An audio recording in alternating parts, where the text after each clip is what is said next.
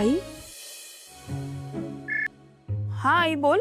ज्योती, काय अगं तिकडे कसं काय सगळं ठीक आहे ना बाळा? अगं मला जरा प्रीतीचं टेन्शनच आलंय. ती रुळलीये ना त्या घरात?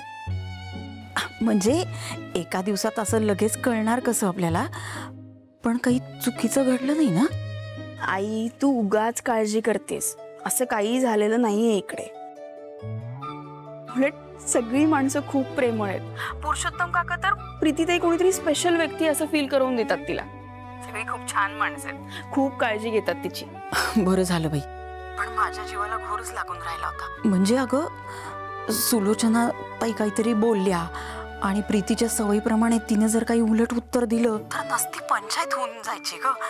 पण तू तिकडे आहेस ना, घेशील सांभाळून. आई अगं उगाच काळजी करतेस. अगं इथे सगळ्यांना तिचं खूप कौतुक आहे. अगं तुला माहितीये का, सगळ्यांनी तिला छान समजून घेतलं, छान छान कार्यक्रम झाले. अगं प्रीतीताईने उलट किती छान खीर केली होती माहितीये तुला. पण आई ऐक ना गं, मला जरा एक अर्जंट काम आहे. मी तुला नंतर करू का फोन? चालेल तुला? मी करते नंतर तुला फोन. हा चल. ज्योती ज्योती ज्योती थांब ना बाळा. काय झालं आई? सगळं ओके आहे ना? अजून एक गोष्ट सांगायची तुला. म्हणजे अगं मला कीर्तीचं वागणं जरा बरं वाटत नाहीये. म्हणजे अगं सारखी फोनला चिकटून असते आणि मी तिला विचारलं ना काय चाललंय म्हणून तर म्हणते की काय ते मैत्रिणीला अभ्यासाचं विचारते. पण मला काय खरं वाटत नाहीये बाई. तिचं कुठं काही. ऐक ना अगं, तुला एक टेन्शन सोडून दुसरं टेन्शन घ्यायची सवयच आहे का? असं का करतेस? हे बघ काही नसेल झालं, सगळं नॉर्मल असेल. मी बोलेन कीर्तीशी, ठीक आहे? पण आता मला एक अर्जंट काम आहे. मी करते ना तुला नंतर.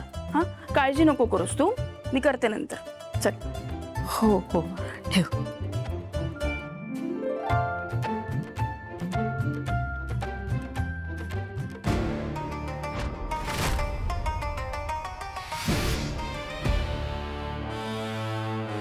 काय मग आवडली का लाडक्या दिराने दिलेली साडी?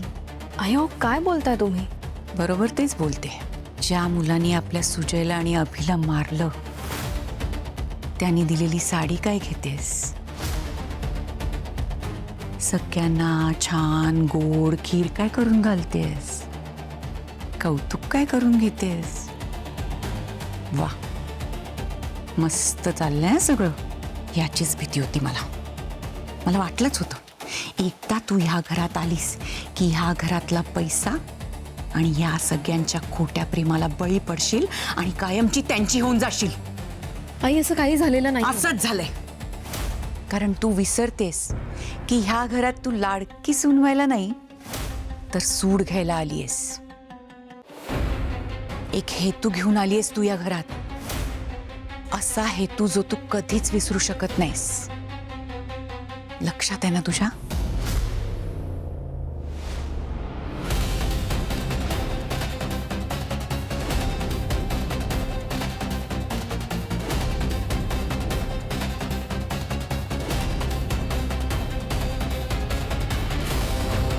हो आई, मी काही विसरले नाहीये.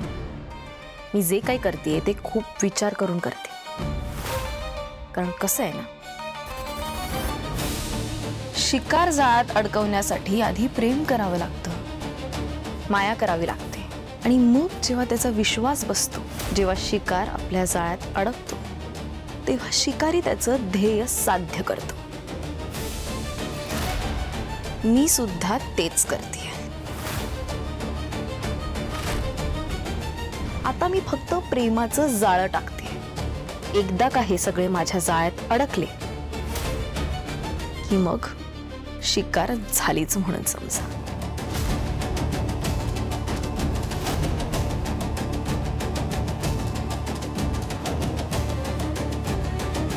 आणि या साडीचं म्हणाल तर मी काय नेसणार नाहीये ही साडी.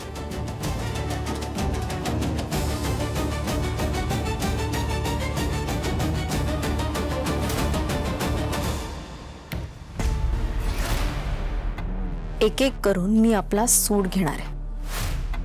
मग त्यासाठी मला थोडंसं नमतं घ्यावं लागलं ना तरी चालेल. पण मी माझा हेतू विसरणार नाही, कधीच नाही.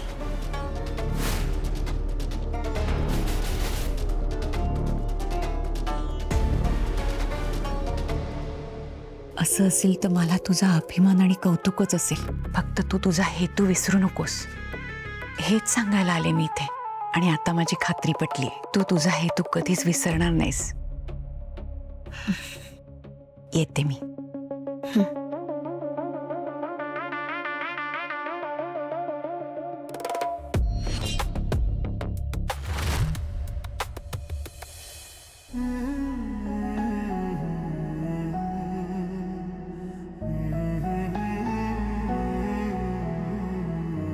तू कला गेलायस ना, मला माहिती आहे. ठीक आहेस ना? आता जे काही झालं ते मला अजिबात आवडलेलं नाहीये. पण दादाचं बोलणं नको ना इतकं मनावर घेऊ तू. तुला माहिती आहे ना, तो रागवलो की किती चिडतो, मनाला येईल ते बोलत राहतो. बोलणारच मी त्याच्याशी एकदा. त्या प्रीतीला जाब विचारल्याशिवाय राहणार नाहीये. इतक्या प्रेमाने साडी दिली होतीस तू तिला, न बोलता साडी घेतली आणि निघून गेली. हे मान्य आहे, नवीन आहे ती या घरामध्ये. पण घरातली माणसं, तुझं आणि दादाचं नातं कसं आहे मला कळलं असेल ना तिला. प्रेमाने बोलली असते तुझ्याशी तर काय झालं असतं. पण नाही, असं बघत होती तुझ्याकडे पाहिलं ना मी, न बोलता अपमान करून निघून गेली तुझं. म्हणून मी सगळ्यांना सांगत होते की ही मुलगी नको, ही मुलगी नको. नाहीये बरोबर ती, गोगलगाय आणि पोटात पाय आहे. ते माझं कुणी ऐकलं नाही. लग्न करून तिला घरात आणले, आता सगळे गप्प आहेत.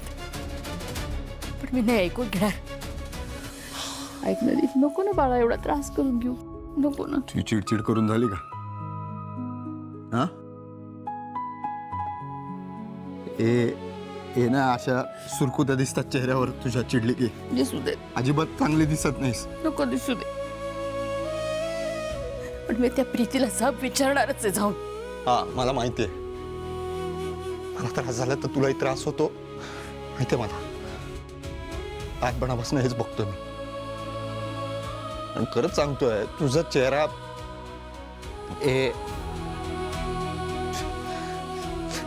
सुरकुतलेल्या चेहऱ्याने तू म्हातारी दिसतेस का?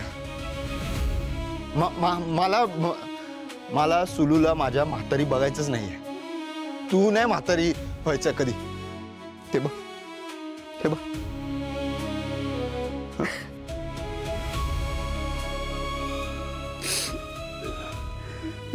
आता कशी टाऊका दिसतेस.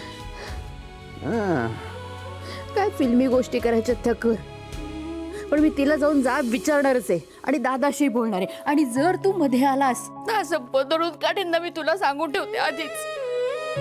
तुझं आणि तुझ्या भावाचं रक्त सारखंच आहे. तुम्ही ऐकणार आहेत का? दादाला काही बोलायचं नाही, आधीच सांगून ठेवते मी. मग काय तरी खायला आणतेस का? खूप भूक लागली. ते प्रीती वहिनीने मस्त ती खीर केली होती, टेस्ट पण नाही केली यार. पोहे पोहे करतेस का? आपण दोघं इथे मस्त बसून खाऊ.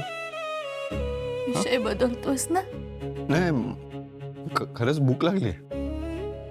करते पोहे, नको त्रास करून घेऊ. नाही का? तू जा जा. आणि ते शेंगदाणे पण टाक.